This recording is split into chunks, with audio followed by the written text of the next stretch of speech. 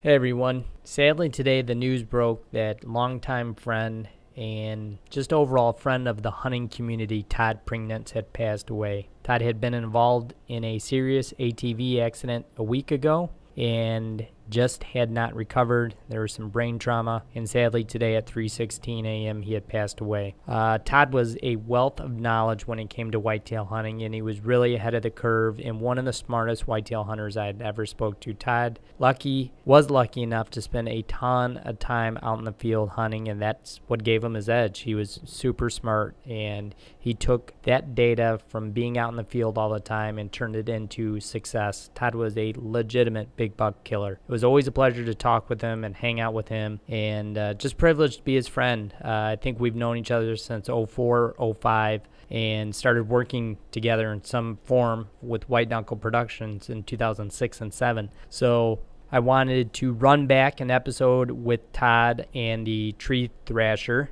company that he had just started, and just from this episode you can tell Todd's knowledge and how enthused he was about hunting whitetail and big bucks, and just a tribute to Todd.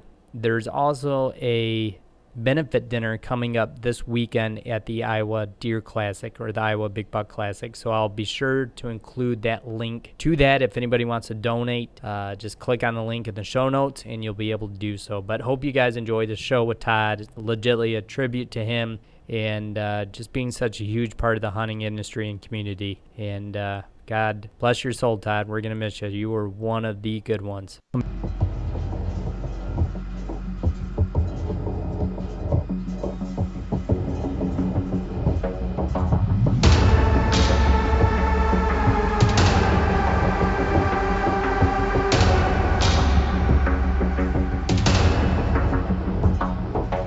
All right, boys and girls, welcome back. Brand new Take Aim podcast. And once again with me is Todd Pringnitz. We've had Todd on the show before, but Todd from White Knuckle Productions and now the Tree Thrasher. So what's up, Todd? Glad to have you here today. Awesome, dude. Awesome. We're getting some beautiful rain here in Iowa, and man, after the summer, we need it so badly. So any day that's rainy and cloudy here, I feel like happy, which is the opposite of most humans, I think. Man, I know. I'm super, super excited. I now have a lease about maybe 40 miles from you, Todd, in Missouri, and just super excited to hear about rain. We've had rain kind of even here in Michigan on and off. You always get nervous, but we've had showers almost real steady lately, so it's been nice to get some rain. But Missouri, you guys were having droughts up there in Iowa, and like I said, I'm only 40 miles maybe from you, so super excited that we've been getting that rain and kind of just not having to get so worried about EHD. Oh, you do? Oh, right on, dude. What town are you near, I guess? So I'm in Cahokia, Missouri, which would be just west, maybe 15 miles from Keokuk, Iowa. And if, the way the crow flies, we're pretty close north, we would be like maybe 3 to 5 miles just below the state line of Iowa. Oh my gosh, you're close, brother. That's almost in Iowa. Yeah, man. So I've been feeling the same thing you've been feeling about the rain. I'm always checking it on my app. But yeah, it's a great area. Looks a lot like Iowa, and I was real fortunate to shoot a nice deer there last year on that farm. Oh, wow, cool. Is it your first year down there? No, no, no. Second year down there. Last year was the first season, so I was real fortunate. Shot a really big, giant old deer 8-pointer with big, giant brows. But just getting still to learn that farm, but really enjoy it, and looking forward to this year. Yeah, buddy. Well, we got it finally. So now we're hopefully we're getting out of that EHD scare. I found five so far, dead buck or dead deer, most small ones actually compared to, sometimes you get your older population. But yeah, man, hopefully we haven't gotten too wiped out, but this should at least save us in the short term. So Yeah, same here. I always worry that I'm going to get what I've heard from Bill Winke occasionally, Mark Jury occasionally, that, you're going to find some of these deer dead in October. I don't know about Utah, but I've never found that. Usually all my deer, they're dead in August or September. And, sometimes I'll find them later in the year, but I know usually it's early. All my farms seems to be the same. They always die off around August. Yeah, I've seen them. The only other time we had EHG maybe, I don't know, 4 or 5 years ago, and it was kind of spotty. There weren't too many deer, but I didn't actually find anything until hunting season when I started going out to my stands. But that was the same case. It was late August, early September, so they'd actually just shed. So the bucks I was finding dead had real pointy racks, you know. But thankfully, we've been hopefully saved. We gotten about 7 or 8 inches in the last couple weeks.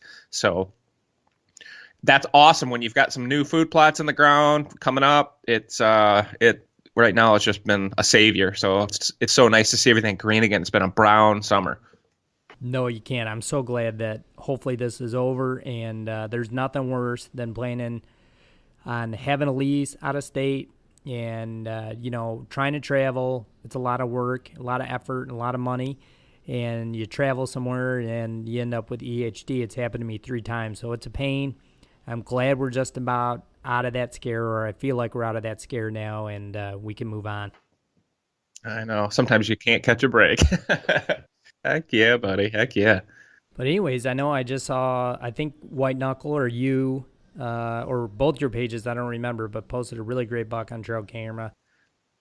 Oh yeah, that's one of Donnie Monroe's bucks. I think he's calling it Pinhead or something. But dude, oh my gosh, is that a big deer? He sent me pictures of it last night, and I'm like, I'm not even gonna tell you how big that thing is. It's absolutely, dude. It's got like a 9 inch drop time too.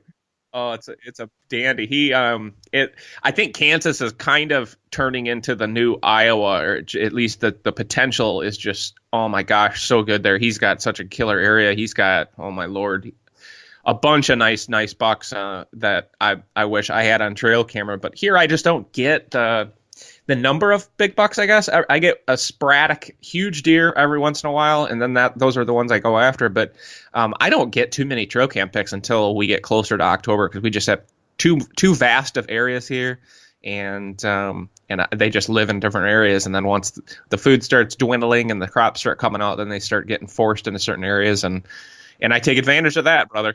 Yeah, holy cow, man. I've noticed a big difference.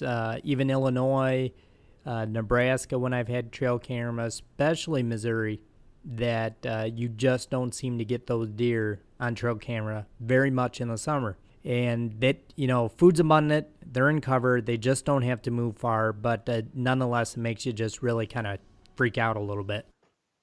Yeah, I used to freak out in the summer when I first moved down here. I was on a mission to get trail cam pics, and I think a lot of it was just for for marketing purposes, just to be able to have some content to put online and stuff for White Knuckle, and I used to run cameras. Oh my gosh, all over the territories, and now I just don't care, to be honest, because I know through past experience where they're going to be at different times, and I'd rather spend my time spinning my wheels in other ways that will help me, come fall, and as opposed to just trying to get trail camera pictures. But if you're hunting in a new area, there's not really a better way, to find out what's around, and that's half the battle. So I'm just fortunate here. I've been hunting the same area now for a while, and now I just I know when and where they're going to show up if they're gonna. But it's a little nerve wracking when you're like placing your bets on one deer or something, and you don't even know if he's around yet. But hey, the same situation last year with Walter Payton, and that worked out, so I'll take it.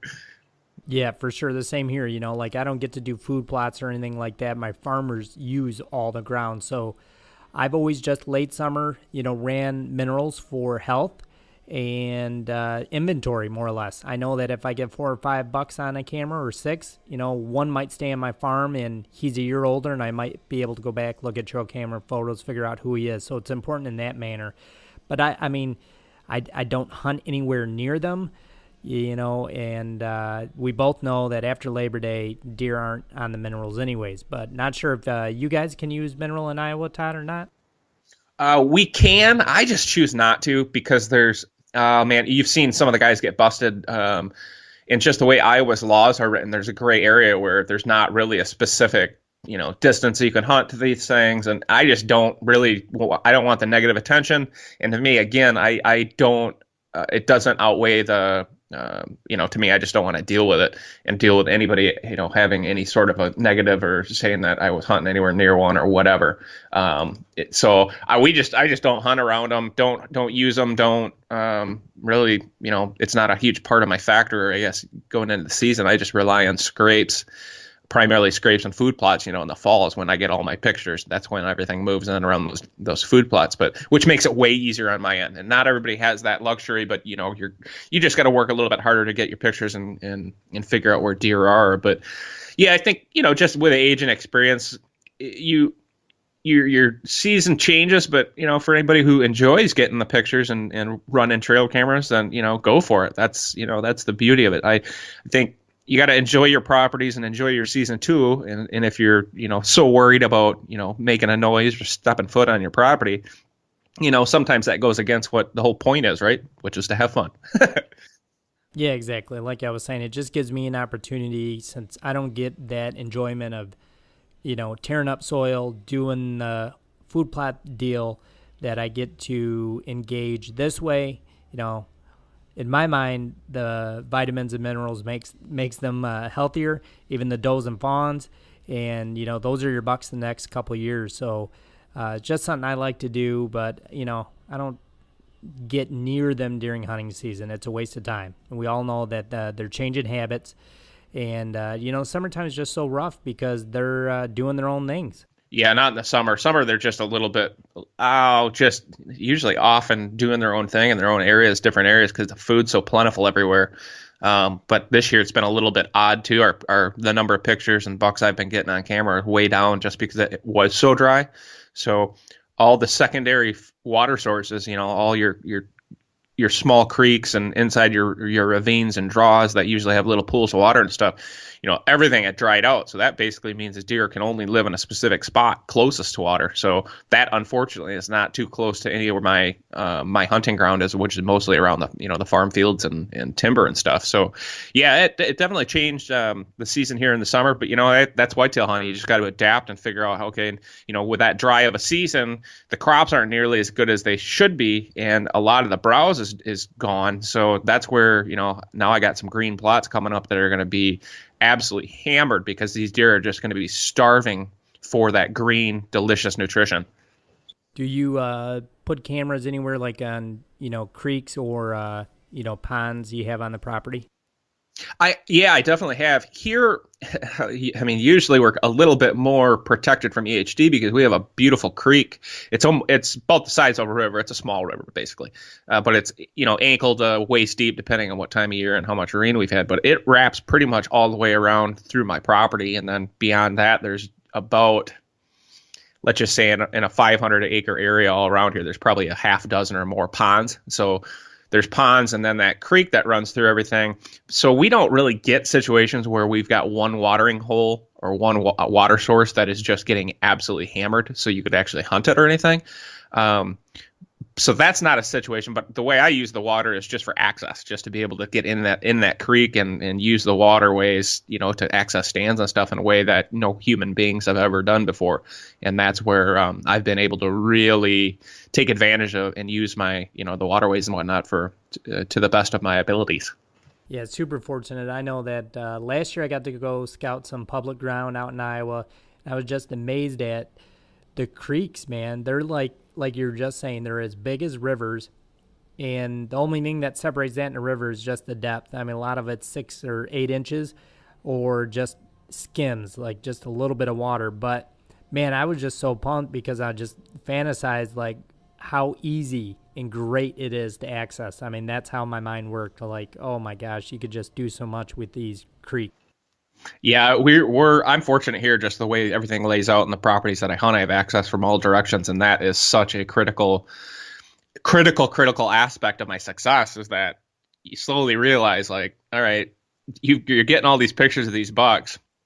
And I really started learning a lot when I started putting soaker cameras in my best areas. After I'd get shoot a buck and it'd take a little pressure off and be like, I want to see what I can learn, about some of my hunting areas. And so I'd go set cameras up way up in the tree, 10 feet up off the ground, and just leave them for the whole season, for the rut and then all the way through to January. Usually is when I'd pull them around shed season. And I started pulling those cameras, and I'd be like, blown away at how I'd see these big mature deer, the ones I was hunting, in those areas. But when I hunted in those spots, I never would see a mature deer. And I just, I was like, something's got to be going on with this. So then I really started looking at where the deer were bedding, where they were access, or how I was accessing, and I kind of started putting two and two together. Like, yeah.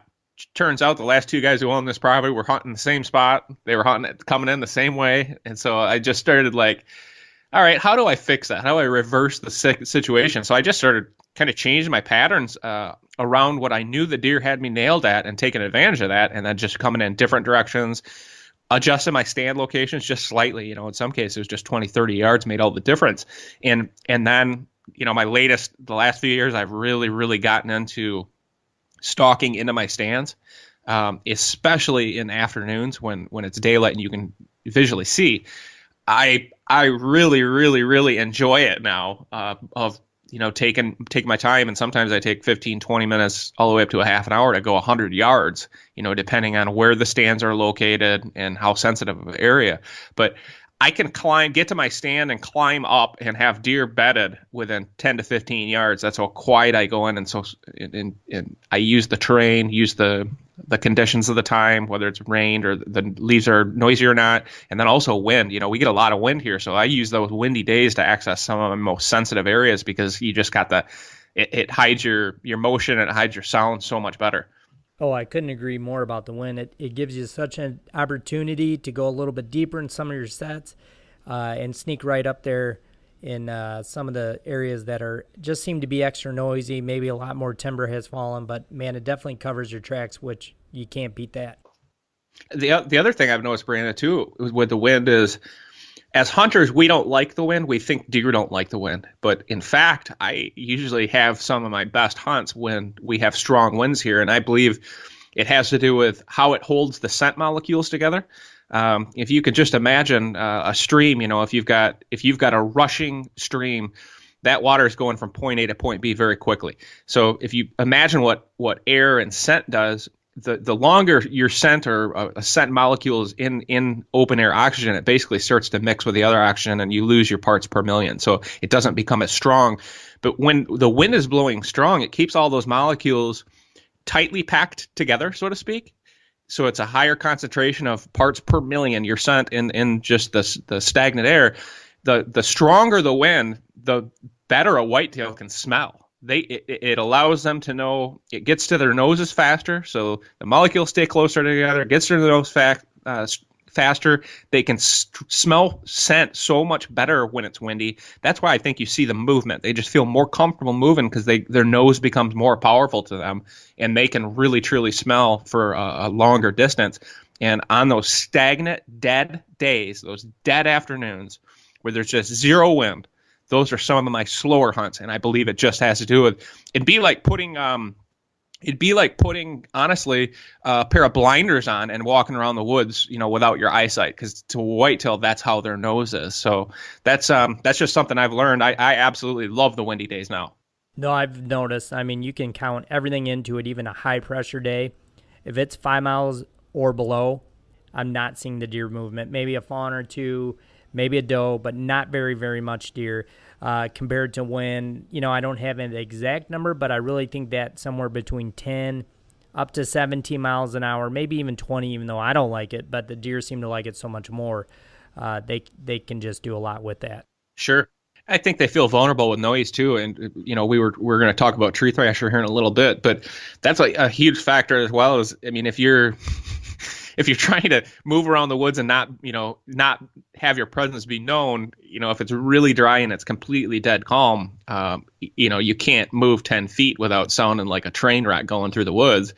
And I don't, during the rut, there's so many different variables and stuff with what's been going on. But yeah, I'll take windy days, and just some of the nastiest, crappiest weather days are the days where I, see the most movement and stuff. The days that you, as a hunter, you think you don't want. But sure enough, over the years, those are the days I killed big bucks on. No, I'm really a big believer in that. I mean, as much as I love a nice fall day in November with a high barometer, there's also those days where it's misty and nasty and that rain, and there's a lot of deer activity. And yeah, we're going to talk about the tree thrasher right now. And I know one thing that, throughout the years that I've known Todd, he doesn't do anything that is not going to be productive, that's not going to help his odds in the field. And Todd's never come out with a product or anything like that that just doesn't help our odds. Todd's very serious about his deer hunting, and if it doesn't work, Todd does not use it. Well, thanks, man. Whitetails are my life, and if there's something that isn't, that doesn't work, or if there's a tool that isn't available, I've kind of over the years designed and developed my own, for my own system of hunting. And one of the things I've just come to the conclusion of, I like to call, and I've developed a system for calling that really, really works on pressured whitetails, because I've got a ton of neighbors around here. I've got probably 20 bow hunters within a mile of my farm here. But we do have a really nice age class of deer in the cover that, can hold and secure them. But I just, for most of my hunting career, up until about 5 years ago, I used to rattle, a little bit, not a ton, but during the rut, man, it was just what you do. You always carry your antlers and you rattle a couple times, and, hey, man, it's fun. And trust me, we all get the same feeling when we bang antlers together. There is just something about it. It's just fun to do. You're bored, you're cold. I'm going to try to make things happen. But what we don't consider is the reality of rattling and big buck fights is this. They're very rare, in fact. I've been hunting 30 years now. In the last 15, I've been hunting full-time in Iowa, meaning pretty much every day of the season. And I've only heard one big buck fight in the timber where it was so unbelievably loud at first. We were actually filming. It was years ago. I forget what video, but I think Full Circle maybe. But we were filming. We had a buck bedded by us. We were filming, and a fight broke out next to us in the timber. We couldn't see the bucks fight, but my God, I thought, what is my neighbor, dude? Is he driving his truck through the woods? It just sounded unlike anything I'd ever heard. Just crashing trees, breaking branches, the sounds of leaves, and just sounded like trees were getting run over. And we could hear just every once in a while, you could hear a click of antlers, but all the thrashing noise, we had deer literally just come running from all directions. And I was just dumbfounded at, holy cow, when it's a real fight, those deer know it. And my God, do they come running in. And then you're up there with your antlers trying to create that, and there's just no way you can do that. So I kind of just came to the conclusion when I was rattling, I wasn't seeing the ghost bucks and the big mature bucks that I had on my trail cameras. And so about 5 years ago, I made myself just stop carrying my rattling antlers, because I figured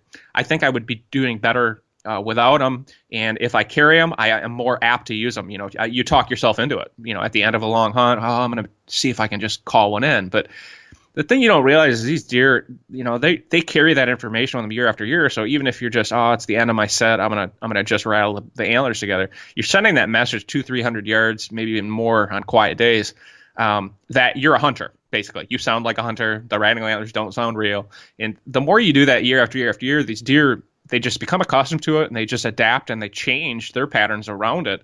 And I'm a huge believer in deer learning from the deer they hang around with, and it's not just their experience in their lifetime.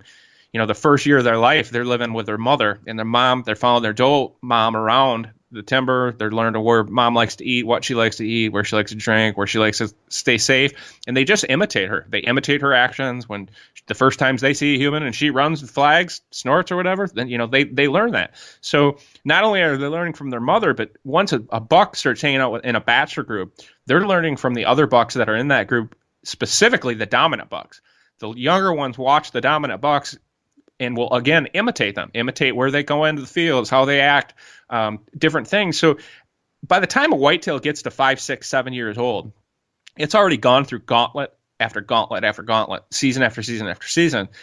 If it was going to be callable like any other hunter calls, it would have died as a 2 or 3 year old, or maybe a 4-year-old, because it would already have come into those calls.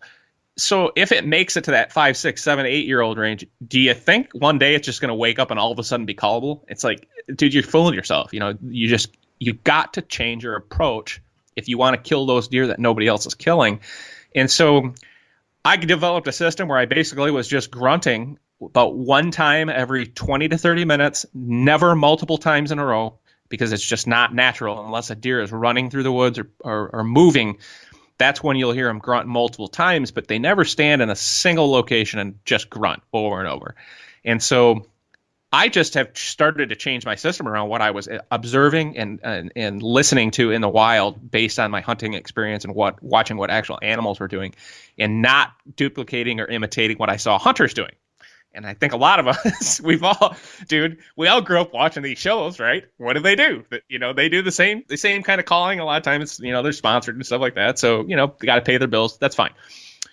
But I just kind of came to the conclusion that I was much better off and just started seeing results just by doing a single grunt and trying to always change it up and never make the same grunt twice. So I have a grunt tube, but I also use my mouth quite often. So I'll do a grunt tube in one direction as my one grunt, and then 20, 30 minutes later, I'd grunt with my mouth in a different direction.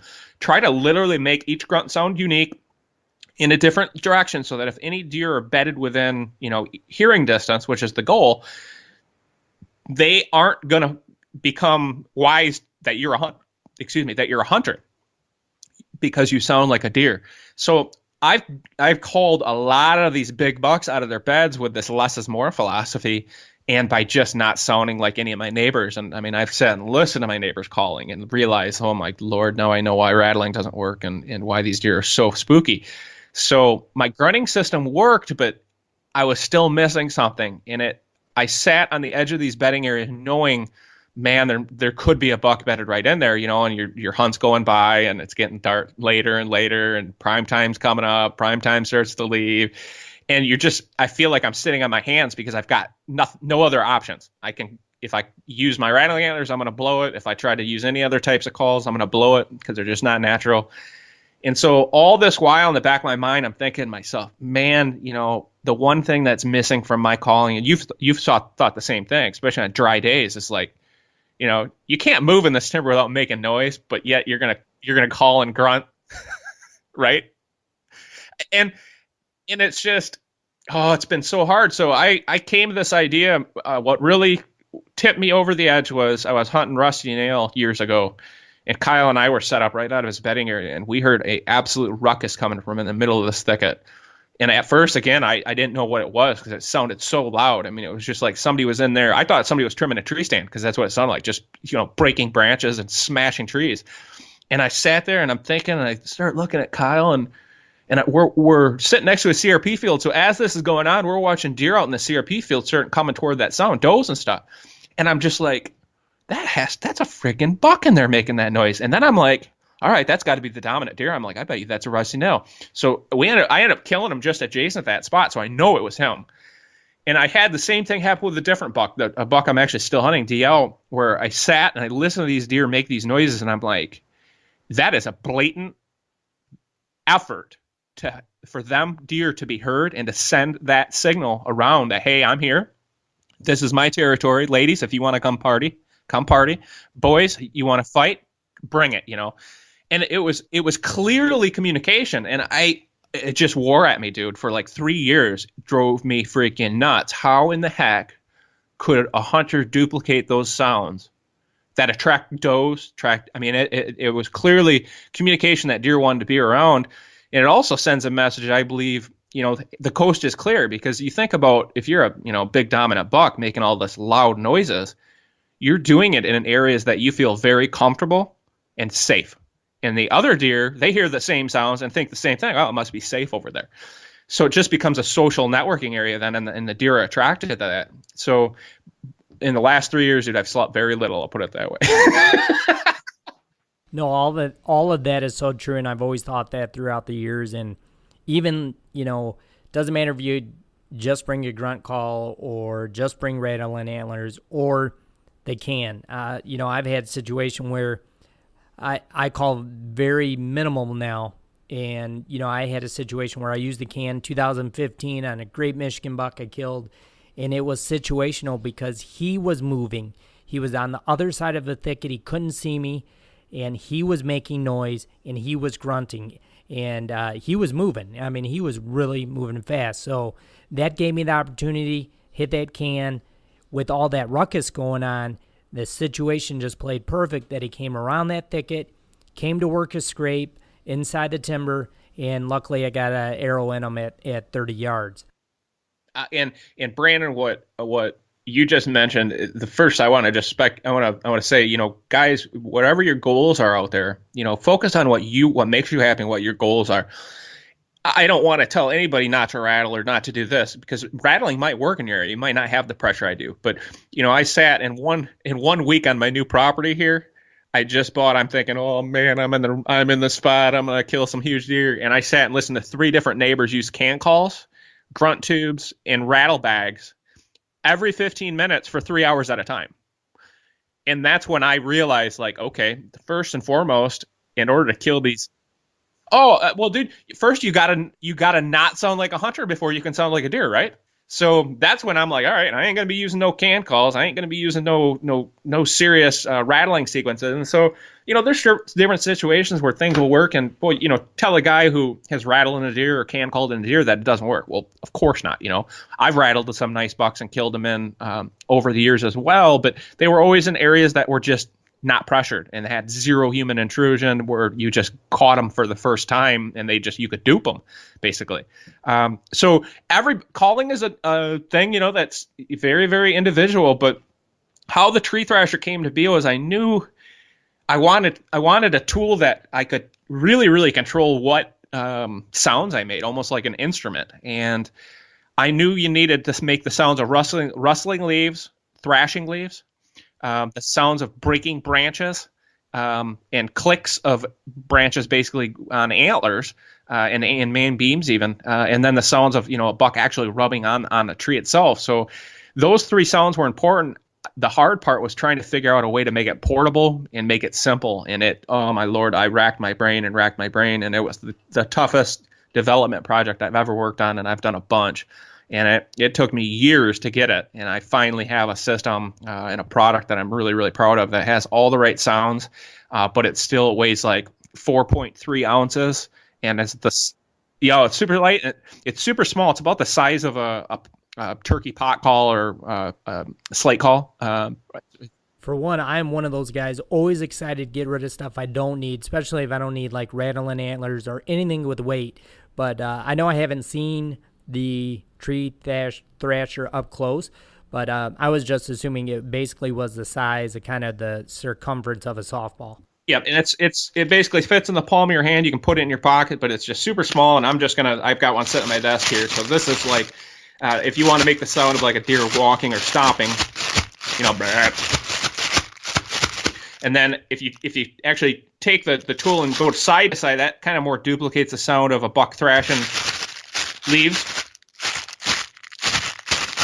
And then the last sound is the sound of the breaking branch, and that's basically a spring-loaded lever that connects and hits a little wooden insert on the tool, and allows you to make a variety of different noises. But just like my grunt calling techniques, the way I use the Tree Thrasher is not crazy aggressive. I try to duplicate what a real buck does, and I've watched, not only have I watched in person, but I've had the pleasure and the luxury of being able to go back and review all these encounters, not only of my own, but all of our team members for 15 years or 10 years, 12 years now, give or take. And being able to watch that behavior over and over again all over the world, or not all over the world, all over the country, basically, all these different bucks, you just start to see patterns. And when a buck makes a scrape or a rub or thrashes a tree, they usually are only making noise for 10 to 15 seconds tops before they pause. And they want to make noise, but then they want to stop, they want to look, and they want to listen. And it's not only for predators, but it's for other deer. And that's the thing, as hunters, we have to duplicate and mimic a real animal. So I like to make some of my thrashing noises and then maybe a branch break and then stop. Pretend I'm a deer, look around, everything coast is clear, yada, yada. Then I'll do my next sequence, whether it's rubbing on a tree or trying to emulate the sound of a buck making a scrape. But I always am very, very, very minimal, and you just got to consider less is more. So now I appreciate, and I really try to get myself into the mindset, all right, I'm a buck. This is my little spot I'm hanging out in. If there's another buck around, I want to really sell it. I want to sell it that I'm a real animal and antagonize any buck that's a dominant buck that's around here. And when I say antagonize, that's the way you kill these big bucks and pull them into your locations. Is it's not through hard, forceful calling. It's through specific, minimal antagonization where you literally tease them. You drive them freaking nuts. And instinctually, they are forced to get up out of their beds and come and investigate because they want to know what is going on over there. Do I need to defend my territory? Is there a hot doe? It drives them crazy. And absolutely. It makes them vulnerable. And it's the same thing is true with humans, dude. People make stupid mistakes when they're angry. So do bucks. So do bucks. And so that's how I've been calling all these years, is trying to antagonize these deer. And it's not just my philosophy. That Tyler Tish is a good friend of mine. He hunts around here. A lot of these different beliefs and strategies that I've come up with them have been things I've heard from other hunters too, who are big buck killers. But we were on the phone or on a podcast with Lee Lukoski, this past, I don't know, maybe 6 months ago or something like that. And Lee's got, dude, let's just face it, he's got some of the best ground in the world.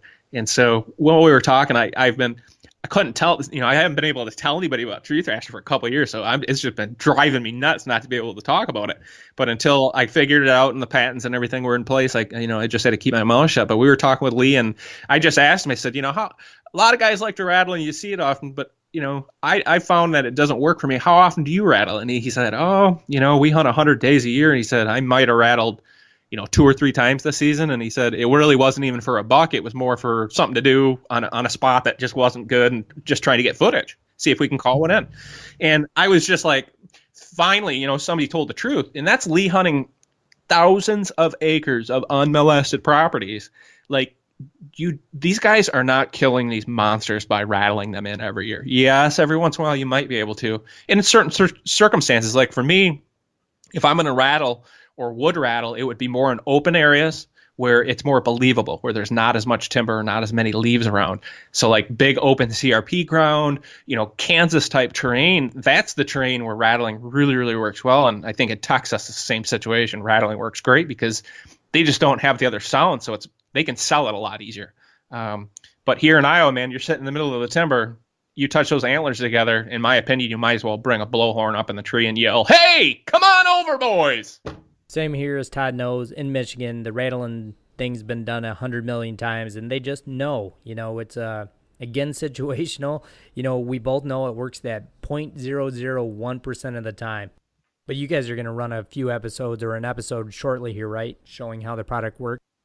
And this is just my honesty. We're going to be showing some episodes coming up that shows all the testing. Like literally the first time I ever used a prototype in the field, and like look at the camera going, I hope I'm not going to spook deer with this thing, But the big one I shot, he came in while I was actually doing my interview. Right as I had just climbed up in the tree, it was like 1:15 in the afternoon. So I was just doing my interview. I looked up and here he came. But I killed a giant 8-pointer earlier in the season, right next to a bedding area where I thrashed just before I left in the morning. It was late in the morning, like 9 o'clock in the morning, which is late for me. So just before I left, I'm like, I'm going to just make sure. So I call it a clear out. I want to clear the woods, so to speak, before I leave.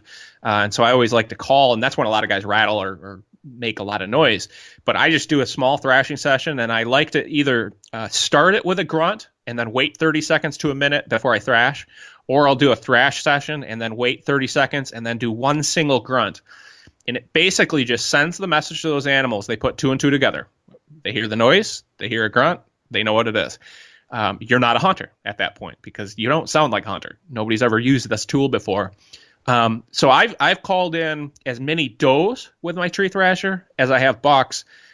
It calls all animals, which was the biggest surprise to me, especially early season. I really used it a lot in a lot of ground blinds, just because early season, that's just where the deer are. And in the early testing phases, dude, I didn't know if I was going to use this dang thing, start making these noises and get snorted at. I had no idea what I knew what the deer reaction was, but until you test it, you just don't know. So I went out and did a ton of testing, and we have everything on video that shows the reaction of the deer to this stuff. But it's designed as a blind calling tool.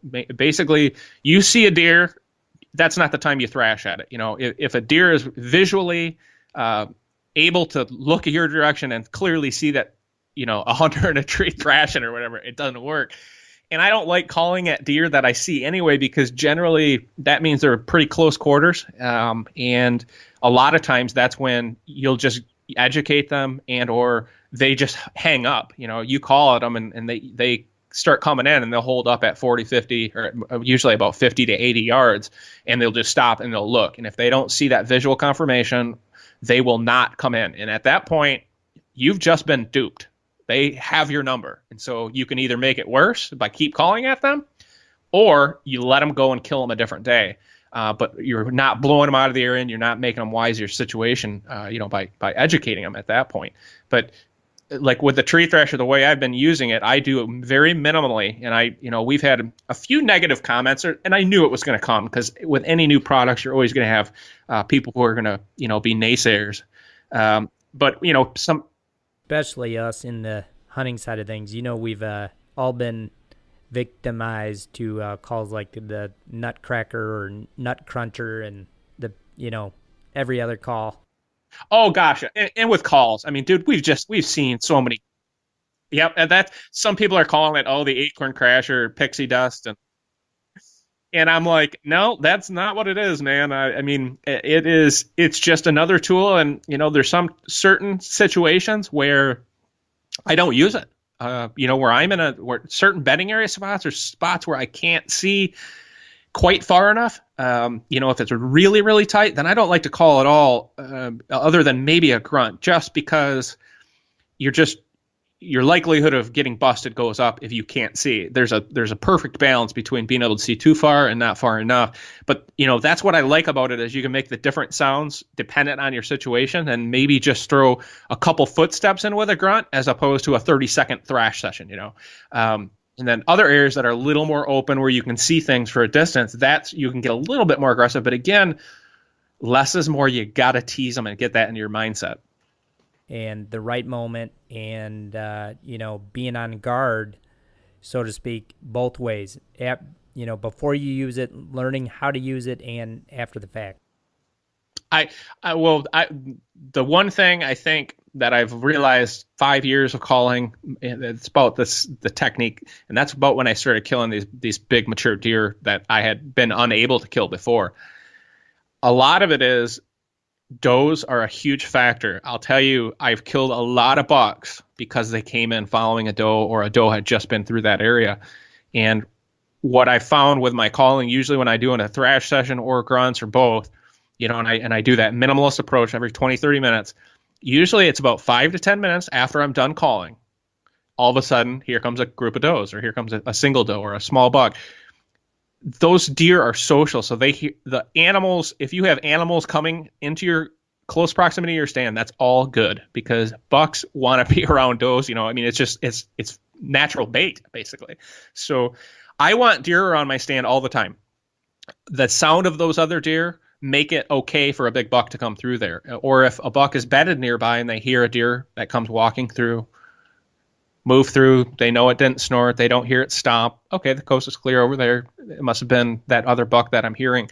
So it just sends the message that the coast is clear, and it just increases your odds of seeing a big mature buck, period. We've spoken a little bit about what you're just saying, Todd, and timing and stuff like that. But one reason I like it is we focus on mature deer that we believe are living on our properties. But the cool thing I love about it too is it's going to help with that deer that just comes across the property, maybe from the neighbors, or a deer but doesn't live on your property. Talk about intrigue. It's going to make him kind of just want to come investigate and maybe come out of some cover that he normally wouldn't come out of. And there's a few other factors, and another huge factor in calling animals successfully without getting busted is you've got to stand still or sit still once you're done calling. You've got to pay attention, but just movement. I see guys.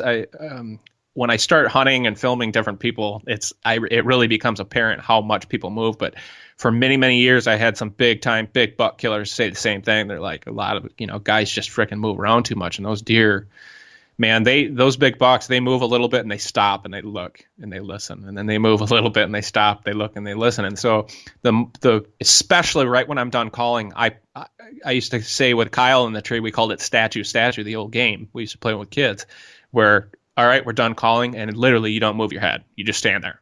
And a lot of times I'll stand after I'm done doing those calling sessions, because those deer will come in from a distance, stop, look, and listen. they will pop you in your stand. I mean, that's just the way it is. So I like to keep my calling sessions really short for that reason, so that you're not putting a lot of sound out there for a long period of time, because that just gives them a better ability to key in on your exact location.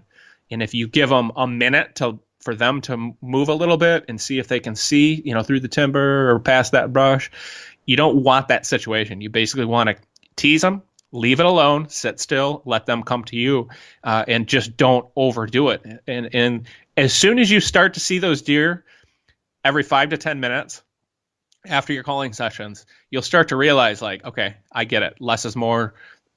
It actually becomes fun because you're just toying with them. Now you can really look at calling in a different way, and not trying to force everything, but just trying to antagonize them, try to tease them into range, and it works on all deer. And I had one of the coolest promo segments in Tree Thrasher I filmed last year was I was sitting in a beautiful little bedding area spot, kind of an open CRP area, right adjacent to a doe bedding area, and it's just a killer little area. I've had a lot of killer encounters over the years there, but first morning in, starts to get light. Everything around me, I could, even as I was walking in my stand in the dark, I could see trees that were thrashed and scrapes that had just been opened up. So I thought, holy cow, this could be a good morning. So right about first light, about 10, 15 minutes in, I decided to do a thrash. So I did some thrashing, and I did a single grunt like I always do just after, and put my tools up, sat still, and boom, all of a sudden a doe pops out. I don't know, maybe it was probably 5 minutes to 10 minutes after.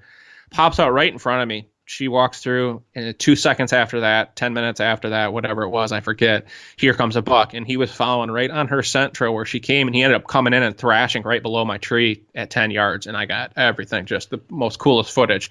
And it was just like, my God, he came, he heard it, she heard it. She came that way, he was following, and it just, boom, it was another encounter where I was just like, man, there's really something to this tree thrashing thing. I mean, throughout the season, I had to talk myself into using it because, dude, I mean, the whole point in the past had been to completely blend in and not let your presence be known, not call. And so it felt a little goofy, I'll be honest, the first few times, but then as I started to use it and started putting myself learning, like, okay, 5 to 10 minutes after my thrashing sessions, boom, all of a sudden, that's when I'm seeing deer. I'm like, okay, I get it. And you just can't overdo it. But I called in a ton of different deer, and even you don't need a tree to make the Tree Thrasher work well. I actually have had some of my best experiences out of ground blinds with it, because you don't have to worry about movement nearly as much, obviously. You can make a little bit more ruckus, and let's face it, there's a lot of scrapes usually on those field edges and on those kill plots. So it just sounds like, okay, there's a deer in there. And sure enough, 5 minutes after my thrash sessions on these food plots, boom, all of a sudden here comes a doe. It amazed me that does were so attracted to it, but they truly are. And I know I'm super excited about that too, being this call is so universal that it communicates with the does as well as the bucks. And it's just a universal call that is small and handy. Well, me too. And for, so much time and money and energy has gone into getting it just to the product, just ready to release into the market. But I've been the only one using this thing. So I'm just dying to get, a bunch of these out in the field and start hearing the stories, and then, taking the next step in developing the next better tool, based on what our customer feedback is and what people are seeing and what our own experiences are. But I know it works. The sounds that you can produce are just, as closely as humanly possible to mimicking the real thing. And trust me, just to get the branch breaker sound, my God, I must have broke 10,000 branches, and then you go in the timber and every branch sounds different. If it's a dead branch, it sounds louder. If it's a green branch, it doesn't sound it. But what the true beauty and the real secret for the thrasher is that, just like an orchestra, you can take a horn out or a flute out and make one noise, and that's only so powerful. But the layering of those sounds together, it sounds so realistic, like a buck really making a thrash in a tree, that it works. I mean, it just plain works. But that's the secret, is you got to be able to layer those sounds together. But again, just like any calling, I don't do the same thrashing session 2 or 3 times in a hunt. Every time is different. So I might do a little bit more of a Tree Thrasher, aggressive type call around prime time. And then leading up to that, I want to first be the deer that's there. So I do like a walking deer with a single grunt. Then the next time I do it, maybe I'll make it sound like a buck is walking, breaks a branch, and then makes a scrape, but all short sessions. And each time I do it, I always want to change it up, because the last thing whitetails are is consistent in the noises they make. You think about it, every deer that thrashes a tree or makes a rub sounds different every single time. Oh man, just that is so true. Every deer, it really does have his own personality. Sometimes they're going to come up to a licking branch, and instead of doing their antlers, they're going to rub that orbital gland. And sometimes they're going to, paw the ground with, their hoofs first, and then rake their antlers in the tree, so to speak, or maybe make a rub. So it's again situational. It's based on that deer, and that's kind of what you're preaching with this call is change it up, keep using it in different manners. And I definitely cannot wait to get my hands on one and use one this year, even though I haven't touched one yet, but I'm super excited. Well, I'll get you one. I'll get you one ASAP. We're we just started our production's been in process, but I just got the first samples 2 days ago, and we're going to have a shipment leaving our manufacturer on Tuesday of next week. So that'll put it here at the end of the week, hopefully, maybe the beginning of the next. And make sure you shoot me an email if you would, as a reminder, in about a week, and I'll get you a Tree Thrasher out to test, because I'm just as curious. Brandon's been a good buddy of mine for a long, long time. And dude, you've hunted all over. You've killed some giant deer, even in Michigan, which is like unheard of. And so I'm really curious. And I have had quite a few people ask me, well, I live in Pennsylvania, or I don't have 10-year-old deer running around, or 7-year-old deer, or 6-year-old. There's always a dominance in your woods, no matter what, whether the dominant animal is a 2-year-old or a 10-year-old. The same thing holds true. If that animal is dominant in that area, you're going to antagonize them with the presence of another buck. And I would just say, I've watched a lot of small bucks make a hell of a lot of noise over the years. They're just as angry and aggressive that time of year. If anything, they're a little bit more aggressive. They're hyperactive, I guess I would call that.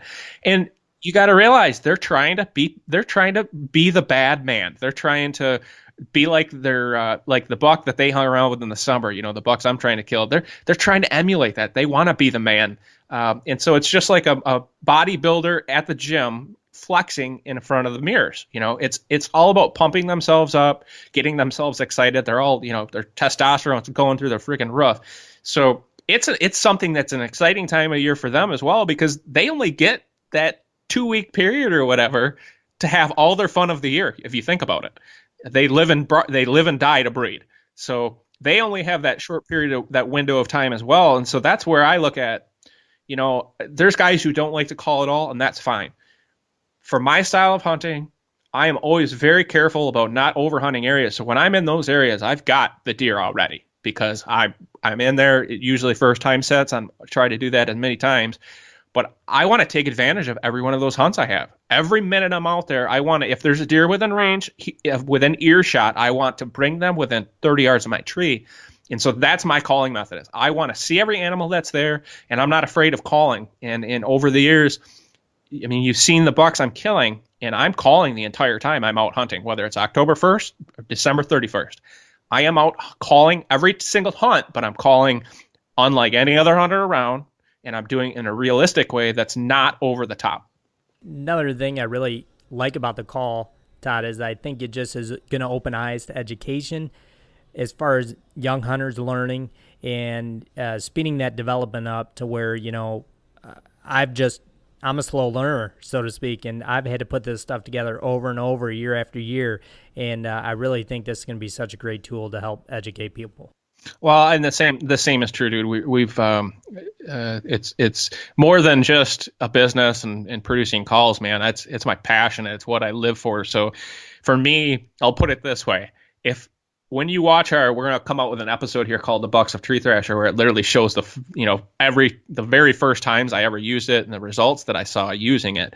And throughout the season, you're going to see me use this tool a lot. And if you think I would deliberately be doing anything that would harm or decrease my odds of killing some of these animals, you're freaking crazy. Like, These are my hunts. This is what I work year round for. So there is no way in hell that I would be selling a product that I'm not going to use myself. And in fact, I used it all last season, throughout the season, and I ended up killing 3 7-year-old whitetails, two with a bow, one with a muzzleloader. So, like, believe me, it's a part of my calling system. I'm just curious to see where everybody else, what everybody else comes up with, because when we released this product, the first time when we put out the promo video, I didn't know if people were going to think I was freaking crazy or if they were going to think I was a genius. And that's been a very scary thing for the last couple of years, I'll be honest.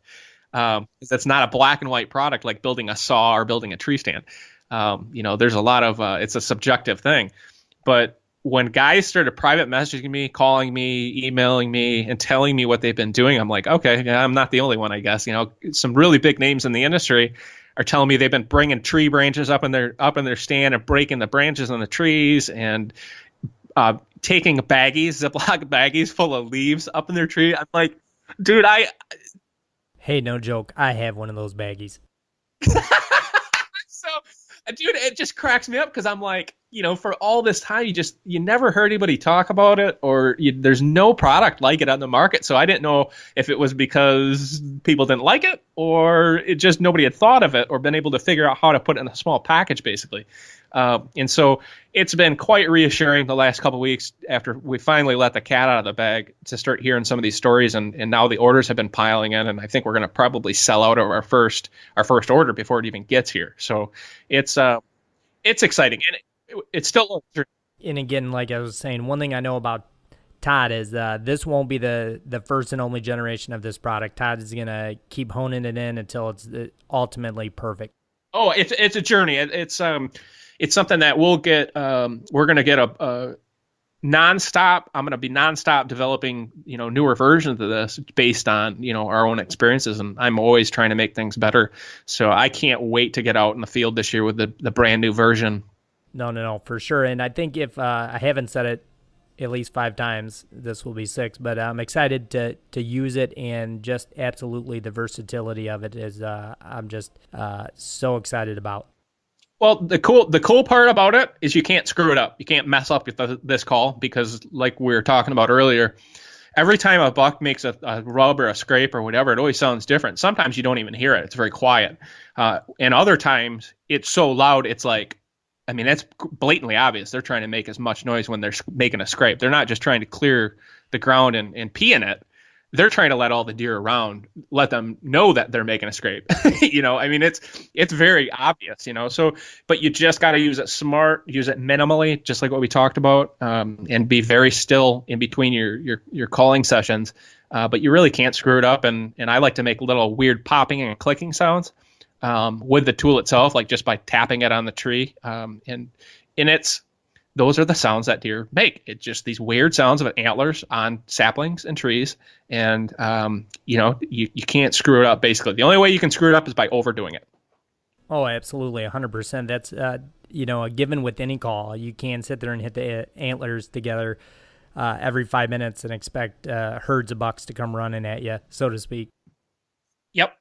And nope. And every year, dude, with the amount of time I spend in the field, in as aggressive of a hunter as I am, some of the spots I'm hunting, I'm putting myself in the middle of the action. And so I have deer downwind of me, and ozonics is a huge factor for that.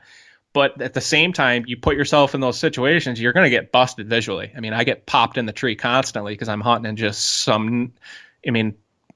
ridiculous trees, dude. I killed Walter Payton this year, my biggest buck ever, 8 feet off the ground. But I was in the spot that they had never been hunted, so I could get away with more. But, I get busted just like anybody. You just try to minimize the amount of times you get busted, and, you hope that it's not the buck you're after. But, if you're going to put yourself in position to kill these big deer, a lot of times you just have to take chances. And so Tree Thrashers are part of my system. I'm not going to go out in the woods and use it in every set for 20 minutes straight, every 20 minutes constantly. But I'm a teaser, man. I've learned how the power of antagonization works, and Tree Thrasher is just another tool for that. And it works great and doesn't take up much room or any weight. So you can pretty much, it replaces a pair of 3.5 pound rattling antlers that are such a pain in the neck to try to get out in the field quietly. And then once you're up in the darn tree with them, just to hang them or do anything, they're just a bear. Not to mention kind of dangerous if you're climbing trees with those things on your back.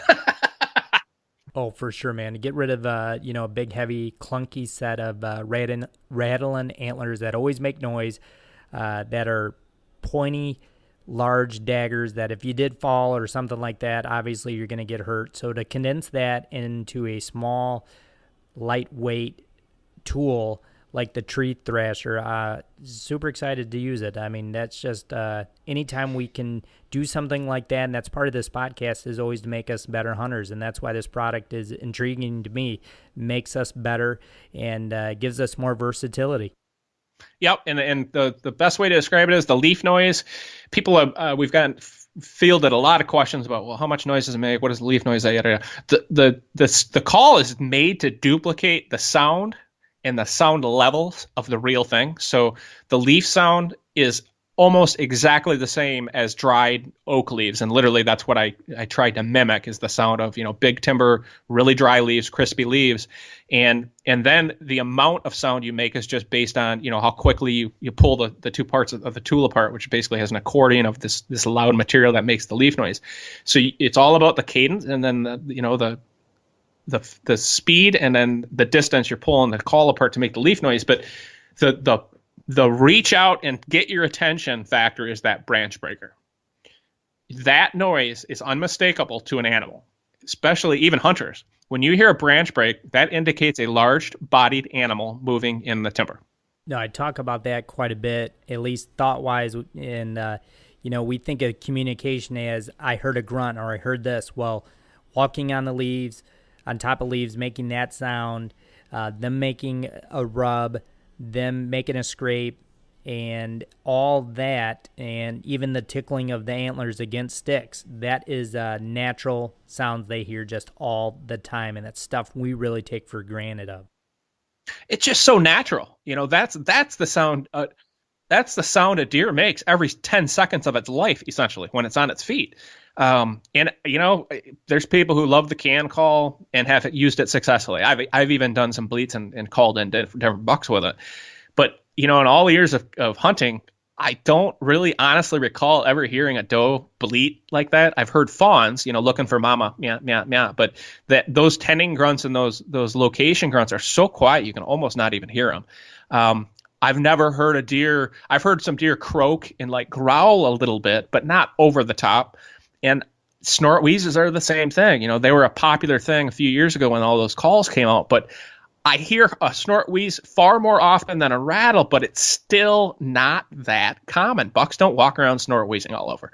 So to me, I think guys have just overdone it. They've educated the deer. So I just want to call in a way that has the least likelihood of sending up caution flags. I want to send up curiosity flags. And so that's just basically where the Tree Thrasher came from, was just creating those natural noises deer are used to hearing around them and hearing in association with a live animal. And then you throw that one grunt in with it, and it is absolutely, it's like stealing candy from a baby in the world of calls.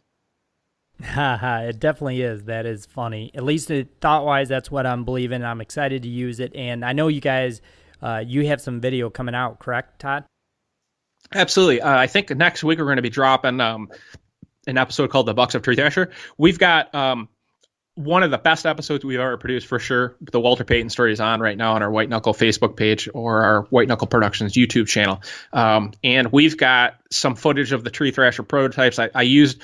Basically, I've gone through about 12 different concepts to get to the final product. And so some of the Tree Thrasher prototypes you'll see me use in our videos don't look like the final product, but they made basically the same noises. And then I was able to just, what started out basically as two different calls, I was able to morph and combine into one single call that did all the right stuff in a super simple way. Because in the world of product design, sometimes it's not a matter of producing a product, but it's a matter of finding a way to do it simply. And then be able to sell it at a cost-effective price and not have a $500, call. And the other thing is it's 100% mechanical. There's no electronics or wires or anything like that. So it's legal in all the states. And, I'm just duplicating what Native Americans have been doing for tens of thousands of years with moose antlers up in the Yukon, calling moose. It's just been a little bit trickier to do it in whitetail woods, but I would be willing to bet back in the day before hunting industry, I bet you Native Americans were calling using a variety of these types of tools in their arsenal as well. It's funny, but that is super true. And those guys, the Native Americans, man, they could hunt their butts off. But Todd, give us a little info on where we can find this at. TreeThrasher.com is our website. We also have a Facebook page as well, but we're selling initially just direct only, so you can only buy it from TreeThrasher.com. And we are going to be shipping in the next week. So we'll have product out there. If you place a pre-order right now before we get our final product, we're offering free freight. So it retails for $39.99. So it's not cheap, but at the same time, it is what it is. It's expensive to produce anything that's brand new in the way that this is made. It's a very complicated way to make it. Unfortunately, it was difficult to produce, but the final product is so simple. It's just absolutely wonderful. So it's worth $40. Trust me, you'll get a lot of use out of it. And if you ever have any issue whatsoever, like anything we do, we take care of our customers. And you know what we should do, Todd, as well, is I don't think we've been on the show together during hunting season, so we need to get back together here in the next month or two and give an update on the Tree Thrasher. Absolutely. Let's do it. We can kind of do a Tree Thrasher recap and see what we've all learned to that point. And hopefully we both have a couple giant deer down that we can talk about. I hope we will both definitely be tagged out, Todd.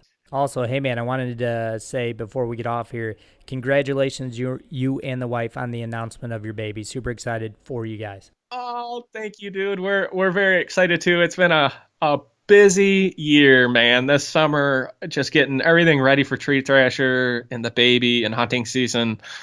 Holy cow, I'm tired, man. I'm ready to go sit in a tree. Definitely, man. You're due for some time off and some tree stand time, and good luck to you, man. Hey, thank you so much, Brandon. Appreciate the support and good luck, everybody out there. Wear your safety harnesses, use safe lines, be careful out there, people. Speaking of which, Todd is right. It is Safety Awareness Month, Tree Stand Safety Awareness Month, so please wear your harnesses. And guys, every week, you can find us live on iTunes, podbros.com, Outdoor Podcast channel, and now on the Unfiltered app as well.